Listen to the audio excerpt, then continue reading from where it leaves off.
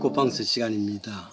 원래 2022년 지난 7월 6일에 유엔의 무역개발회의에서는 한국이 나라 위치를 개발도상국에서 선진국으로 지정해서 발표했습니다. 즉 한국은 이제 선진국임을 세계 사람들이 인정을 했다 그 말입니다. 그리고 확인했다는 말이죠. 하기사 벌써 제 세계 10대 무역국으로 있으니까 받을 만도 합니다. 그만큼 조국 한국에 대한 자긍심이 있습니다. 어깨를 어색하는 일이죠.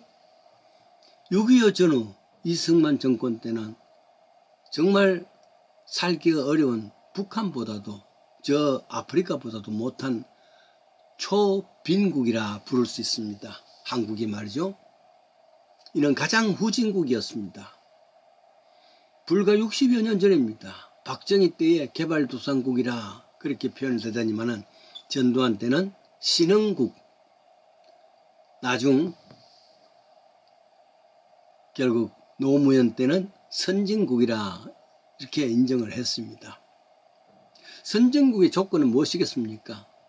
경제적인 여건이 괜찮아야 될 것이고, 둘째는 문화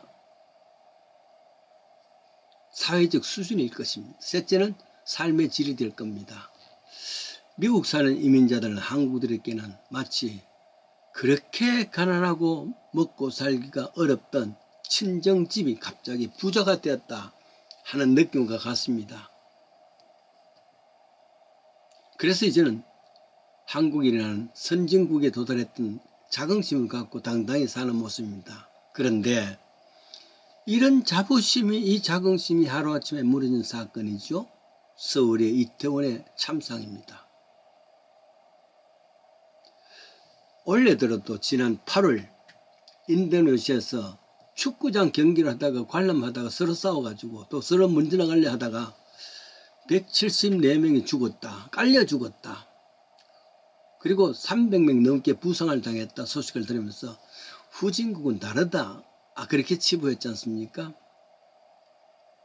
지난 9월에는 또 인도에서 새롭게 개척한 현수교 다리 그것으로 구경하다가 무너져서 150명 가까이 죽고 또 그 이상의 200명 이상의 부상한 사건도 있습니다.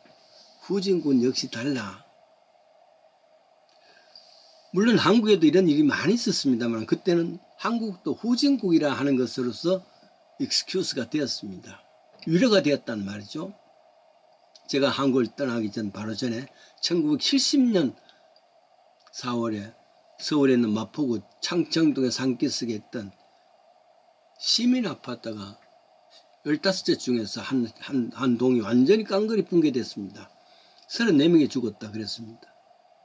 이 소식은 꼭 세계 곳곳에서 뉴스가 돼서 한국의 부끄러움을 도배했습니다. 그 이후에 1994년이죠.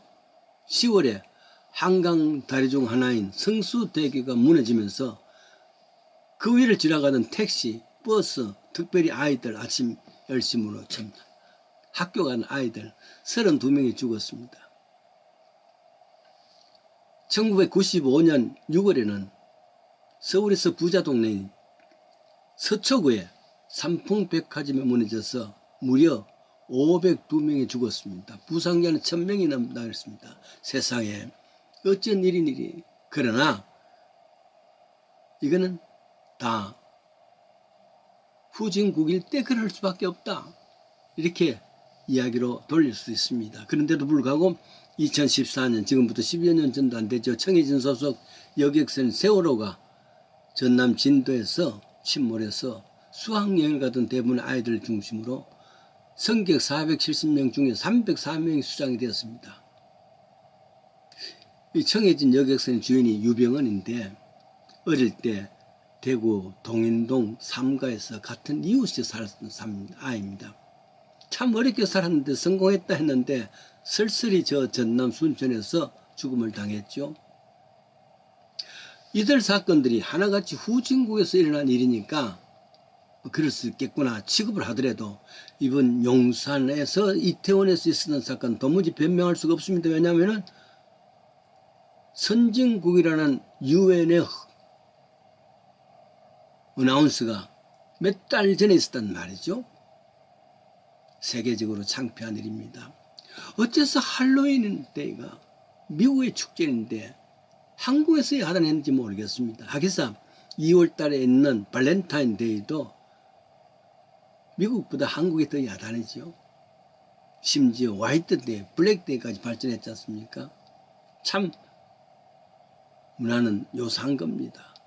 하긴 거꾸로 한국에서 그렇고 그것이 한국에서는 별것 아닌 것 같은데 오징어 게임 혹은 미나리 이와 같은 것이 큰 상을 받고 말이죠. 어느 스테이트에서는 오징어 게임이 날까지 만들었습니다.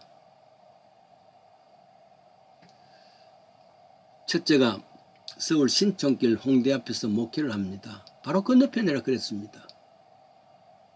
10월 29일 그 좁은 골목에서 10만 인파가 넘어지면서 156명이 죽었지 않습니까? 200명이 다쳤습니다. 외국인 26명이 12나라에서 왔는 걔들도 죽었다. 상상도 못합니다. 과연 한국이 선진국인가? 공든탑이 무너지는 것 같습니다. 결국 후진국에서 일어날 수밖에 없는 것이 선진국이라는 한국에서도 일어났단 말이죠. 그게 허탈한 겁니다. 선진국에는 자부심이 망가지는 겁니다.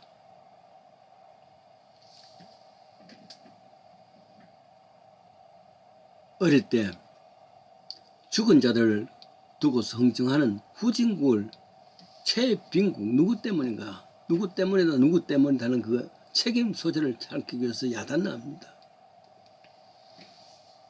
이러할 때 예수님께서 이 사건을 접한다면 어떤 이야기를 하실까? 실제로 성경에 보면은 예수님께서 이런 사건들을 보면서 하신 말씀이 있습니다. 영적 해석이 되겠죠. 누가복음 13장 1절에서 4절 사이 보면은 예수님께서 그 당시에 두 가지 사건을 이야기합니다. 첫째는 갈릴리 사람들이 성지 순례를 위해서 단체로 예루살렘 성전에서 예배를 드리는데 로마 군대들이 쳐들어와 가지고 피를 뿌리게 죽습니다. 이런 일은 종종 있었답니다. 어느 6월절에는 수백 명이 살해되어서 성전 뜰에 시체가 가득했다는 그때도 있습니다. 누구 죄 때문인가? 누구 때문인가? 왈구업을 했습니까? 두 번째 사건도 있습니다. 같은 13장, 누가복음 13장 4절 있죠. 실로암 망대가 무너져가지고 18명이 죽게 되었습니다.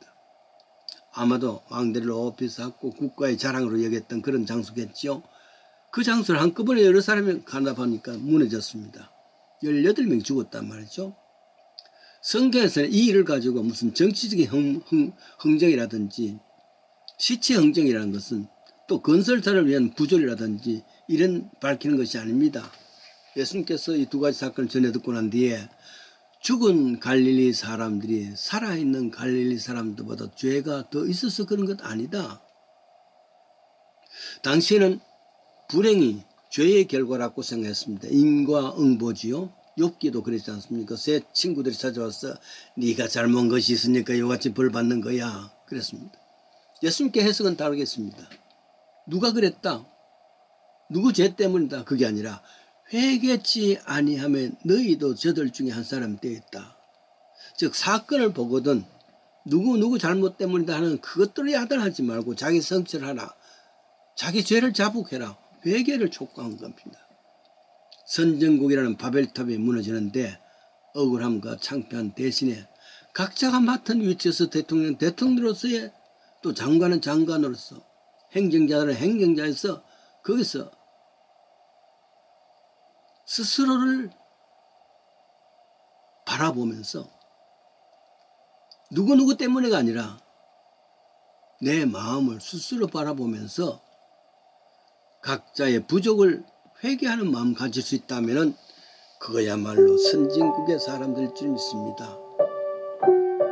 이름만 선진국이 아니라 우리의 삶의 형편이 선진국의 삶을 살기를